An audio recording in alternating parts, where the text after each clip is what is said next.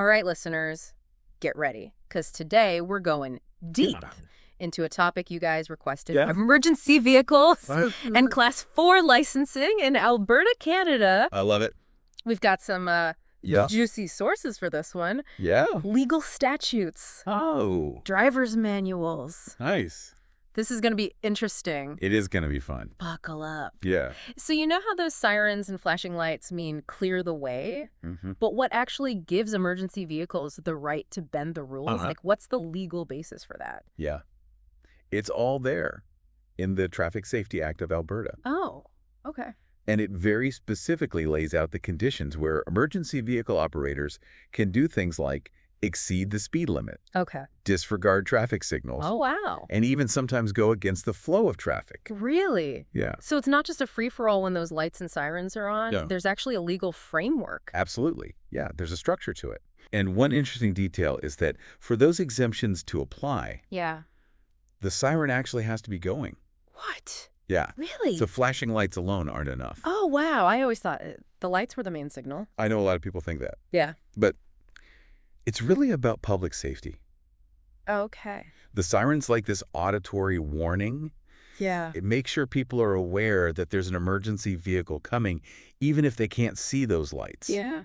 That makes sense. Yeah. I guess sometimes you might not see the lights. Yeah, and remember that court case a few years back in Calgary? No. There was this ambulance driver Yeah. who was responding to a call, but they only had their lights on, no siren. Oh. And they ended up colliding with a car at an intersection. Wow. Yeah.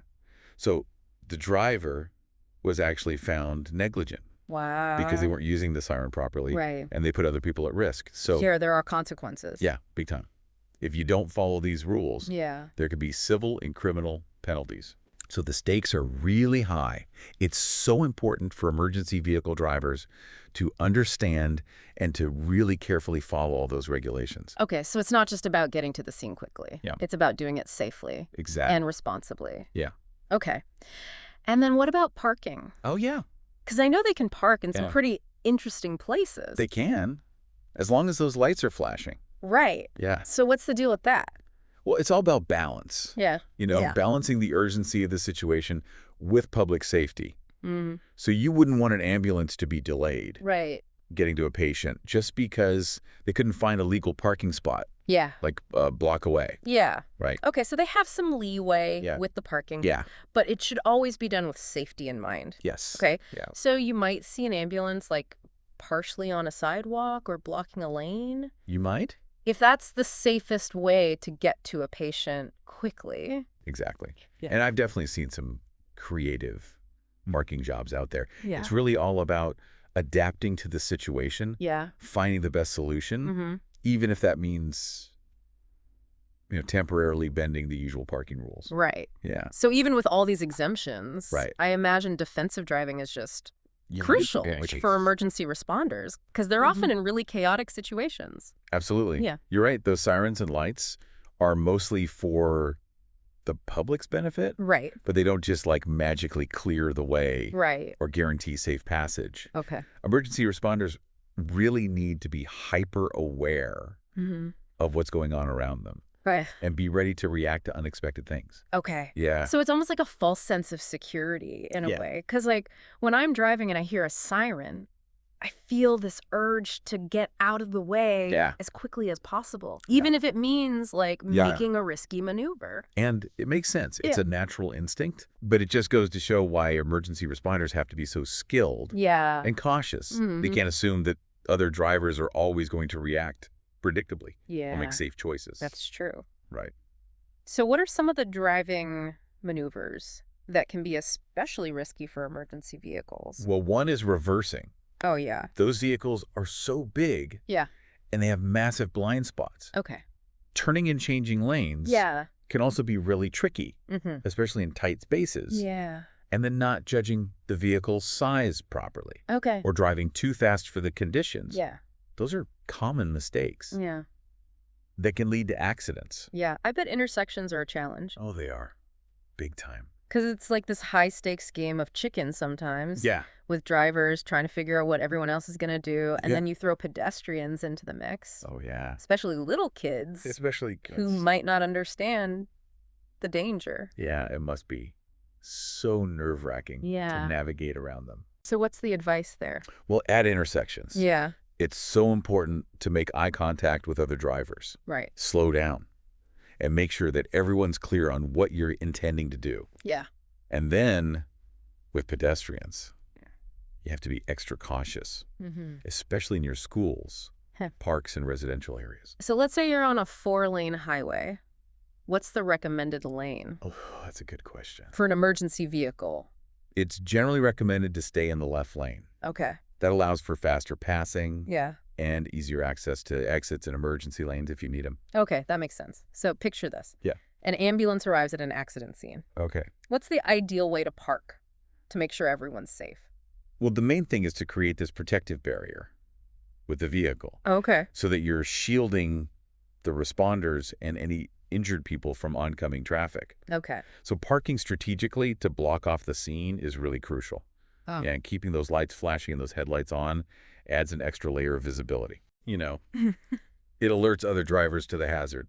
Okay, now let's shift gears a bit and talk about the Class 4 license. 'Cause Oh. this might surprise you. But you can drive some pretty unexpected things with this license. Oh, yeah. So, In Alberta, mm-hmm. a Class 4 license Ah. is necessary for anyone who's operating a vehicle for Hmm. hire. Okay, so Yeah. what does for hire really mean? Well, Because it seems like there could be some gray areas there. yeah, basically it means you're getting paid Okay, for the service that the vehicle is providing. okay. So that usually means taxis Yeah. and limousines, Mm-hmm. but there are exceptions. Oh. So like if you're occasionally carpooling with friends Okay. and they chip in for gas, Yeah, that wouldn't require a Class 4 license. gotcha. The same goes for driving family members around if they're reimbursing you for expenses. Mm-hmm. It's really about operating a commercial transportation service. Okay, so let's focus on taxis for a minute. Because Okay. I've always been curious about those refusal to transport situations. Oh, yeah. Like if a passenger is being disruptive Mhm. or dangerous, can a driver refuse service? Absolutely. Taxi drivers are often on the front lines. Yeah, You know, yeah. they're dealing with a huge variety of passengers and Mhm. situations. So refusing to transport someone is definitely within their rights Okay. if a passenger is doing something offensive Right. or if they're being unsafe. Okay.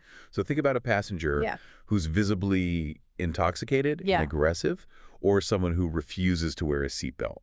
Okay. Those are clear grounds for refusal. So it's not just about Right. too many people trying to cram into the cab. It's not just about the number of people, it's about making sure that everyone in the vehicle is safe Yeah. and comfortable. Okay. So it sounds like a tricky balance. It is. You know, making sure passengers are safe, Yeah, but also providing a reliable service. it is. Yeah. Yeah. And, clear communication and staying calm is key Right. in those situations. Okay, so speaking of professionalism, Mhm. I'm assuming taxi operation requires permits. You bet. And I bet those can vary quite a bit from city to city. Oh, yeah. Local regulations are really important. Okay. Each municipality in Alberta has its own specific requirements for taxi permits. Okay. Imagine trying to operate a New York City taxi Yeah. in a tiny rural town in Alberta. Right. It just wouldn't work. Yeah, you'd stick out like a sore thumb. Yeah, Okay, so local context really matter. absolutely. It's so important to check with those local authorities Okay. to understand what the specific permitting requirements are. Now, here's something that always seemed a little strange to me. Okay. The seatbelt exemption for Oh. taxi drivers when they're paying passengers. Right. Doesn't that seem a bit counterintuitive, It does. given all this emphasis on safety? Yeah, it might seem strange at first, but there's a really practical reason for this. Okay. So imagine a passenger becomes unruly Yeah. or needs help right away. Yeah. It'd be really hard for the driver to quickly unbuckle their seatbelt Yeah. to respond effectively. So it's about balancing Mhm. driver safety with the need to act fast in certain situations. Yeah, I see. Yeah, So it's a trade-off. it is. What about Well, reserve lanes? Oh, yeah, Those can be kind of confusing for drivers who aren't used to them. for sure. Reserve lanes are something you see in lots of cities. Yeah. They're designed to give priority Okay. to certain vehicles. Yeah. Usually buses, taxis, Mm-hmm. and sometimes bikes. Okay. And they're usually marked with signs that show which vehicles are allowed Mm-hmm. and if the lane is reserved all the time or just during certain hours. Okay, I have to admit, I've definitely been confused by those signs sometimes. Oh, yeah, There seems like a lot to keep track of. there is. Have you ever had like a really confusing or frustrating experience with a Oh. reserved lane? Yeah, now that you mention it. I was driving in Vancouver once under Uh, rush hour, Oh, yeah. and the reserved lanes, they switched directions. It was total chaos. Oh, yeah, Vancouver. Those reversible lanes on the bridges, that's a classic example Yeah. of how reserved lanes can be really complex. Yeah. You really got to pay attention. Yeah. But it is interesting how cities are trying to adapt their infrastructure to accommodate different types of transportation. Yeah. You know, Calgary's actually been experimenting with this dynamic lane system where Really? the lane designation changes Wow. based on the traffic flow in real time. That's cool. It's still in the pilot phase, but it shows how cities are thinking outside the box Yeah. to deal with congestion and to make transportation more efficient. Yeah. It makes you wonder if there's like a perfect reserved lane system or if it just depends on the city. That's the question, isn't it? There's no one-size-fits-all solution. Right. Each city has its own unique traffic patterns, Yeah. its own transportation priorities, and of course, budget constraints. Right. What works in Toronto Yeah.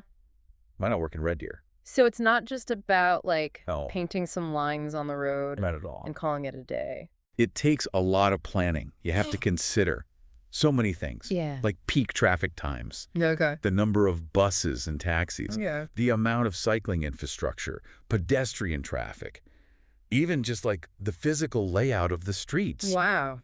You also have to think about public acceptance and how it might affect businesses along those routes. It's like a puzzle. It is. It's a balancing act. Yeah. Trying to find that sweet spot where you can improve things for some vehicles Okay. without making it worse for others. Right. The goal is to have a system that's efficient and safe Yeah.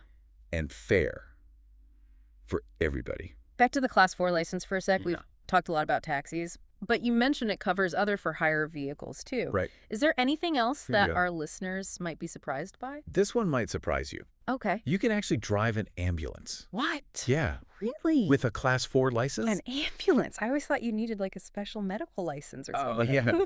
Ambulance drivers definitely have a lot of medical training and certifications. Yeah. But to actually operate the vehicle, Yeah. you just need a Class 4. So it's the for hire aspect that Yeah, applies yeah. to transporting people for medical reasons. Exactly. Okay. Yeah, just like with taxis. So the Class 4 is pretty versatile. Oh, it is. It opens up a lot of possibilities, and I imagine the skills of an ambulance driver Oh, yeah. are way different from those of a taxi driver. Yeah. An ambulance driver has to stay calm under pressure. They have to put the patient's safety first, Absolutely. and they need to make quick decisions in really stressful situations. It's a huge responsibility. Yep. You're not just driving a person. You're driving a patient, Right. someone who might be in critical condition. Yeah. So getting your Class 4 license, that's just the beginning. Right. You also need specific skills Hmm. and knowledge for each driving role. It's not just about driving. It's about providing a service Right. and often being responsible for other people's well-being. So to sum up, Okay. we've looked at emergency vehicle regulations. Yeah. We've uncovered the versatility of the Class 4, and we've talked about how important defensive driving is. It's been pretty informative. It has. What I've found most interesting is how these topics, Yeah. emergency vehicles and Class 4 licensing, Right. are connected by this idea of responsibility. Yeah. When you're driving professionally, whether you're responding to a crisis or just transporting passengers, Right. your choices matter. They affect everyone's safety. They do. It's a good reminder that driving is a privilege, not a right. Yeah. And we all need to work together to make our roads safe. Absolutely. But how can we as a society do a better job of teaching people about this responsibility? That's a great question, especially for those professional drivers. Yeah. What would a really effective driver education program look like? Should it focus more on things like defensive driving, hazard perception, the challenges of driving larger vehicles? Should we be using more real-world scenarios and simulations in driver training? I think we need to move beyond just the rules of the road and really focus on creating a culture of responsible driving. I agree. It's not just about knowing the rules. Yeah. It's about understanding why they exist Right. and making good choices to be safe. It's about being aware and accountable. Yeah. Seeing driving as a skill you always have to work on. Yeah, not just something you do on autopilot. It's something to think about. It is. What changes can we make to improve driver education and make our roads safer? How can we make sure those professional drivers, especially those driving emergency vehicles and transporting passengers, are equipped with the skills and the knowledge they need to navigate these complex systems? These are really important questions, and we want you guys, listeners, to join the conversation. Tell us what you think. How can we work together to create safer roads for everyone? Wow, this has been a really eye-opening conversation. It has been fun. I feel like I've learned so much today. Yeah. Who knew that talking about emergency vehicles and Class 4 licenses I know. could lead to such a deep discussion about driver responsibility and road safety? It's all connected. It is. That's what I love about these deep dives. Yeah. We uncover these hidden connections and spark those aha moments for you guys, the listeners. But before we wrap up, I want to go back to something you mentioned earlier about those reversible lanes in Vancouver. It sounds kind of crazy. It does. But I'm guessing there's a good reason for it. Oh, yeah, there is. When they're done right, reversible lanes are actually pretty smart. Okay. They let cities adjust the traffic flow based on the demand. So they're making the most of that limited road space. During rush hour, they can dedicate more lanes to the direction with the heavier traffic. Oh, that makes sense. Yeah. So you're easing congestion.